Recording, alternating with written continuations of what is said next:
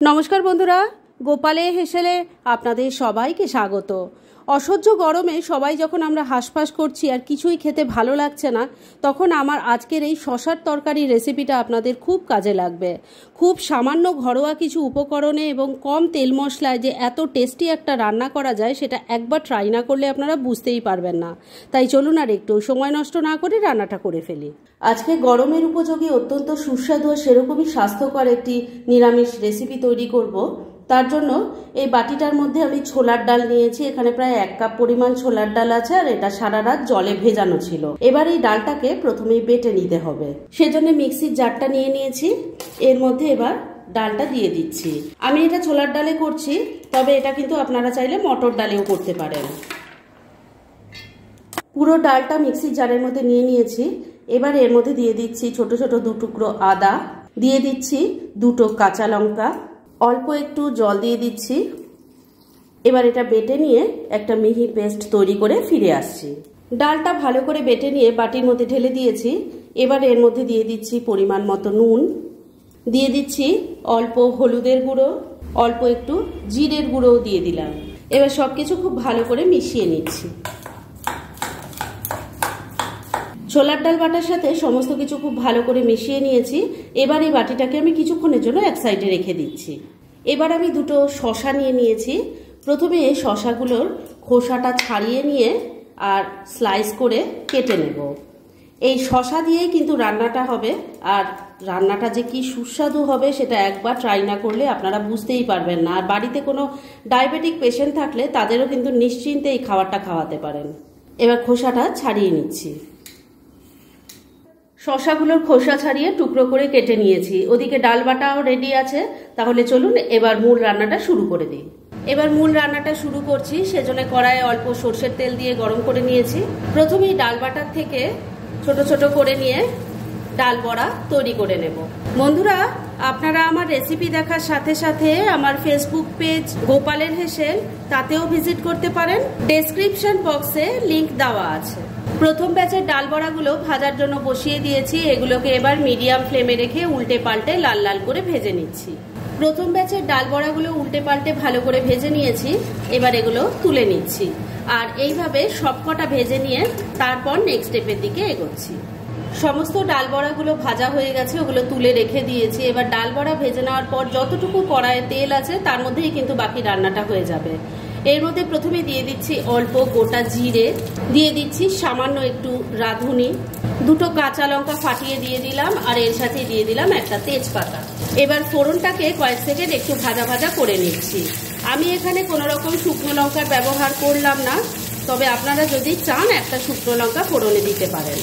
ফোড়নটা ভাজা ভাজা হয়ে গেছে। এবার এর মধ্যে টুকরো করে কেটে নেওয়া শসাগুলো দিয়ে দিচ্ছি।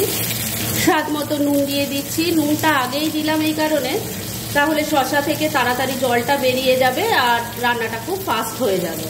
তেলের সাথে মিশিয়ে নিচ্ছি। শসার টুকরোগুলোকে তেলের সাথে ভালো করে মিশিয়ে নিয়ে মিনিট খানেক একটু নাড়াচাড়া করে নিয়েছি।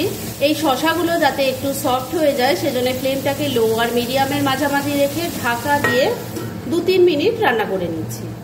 মিনিট 3 রান্নাটা হয়ে গেছে। এবার ঢাকা তুললাম, একটু নাড়াচাড়া করে নিচ্ছি। এবার এর মধ্যে দিয়ে দিচ্ছি অল্প একটু হলুদের গুঁড়ো, ছোট চামচের 1 চামচ জিরের গুঁড়ো দিয়ে দিলাম। নুন আগেই দিয়েছিলাম, এখন তাই দিয়ে দিচ্ছি অল্প একটু চিনি। তবে ডায়াবেটিক পেশেন্টদের জন্য যদি এই রান্নাটা করেন তাহলে চিনিটা স্কিপ করে দেবেন। সামান্য একটু জল দিয়ে দিচ্ছি, না হলে মশলাটা পুড়ে যাবে। ভালো করে এবার মিশিয়ে নিচ্ছি। মিনিট খানেক সময় নিয়ে মশলার সাথে শসার টুকরোগুলো মিশিয়ে ভালো করে কষিয়ে নিয়েছি। এবার এর মধ্যে গ্রেভির জন্য জল দিয়ে দেব। এই রান্নাটা কিন্তু একটু পাতলা ঝোল টাইপের হয়, তাই জলের পরিমাণটা একটু বেশি পড়বে। জলের সাথে সবকিছু খুব ভালো করে মিশিয়ে নিচ্ছি।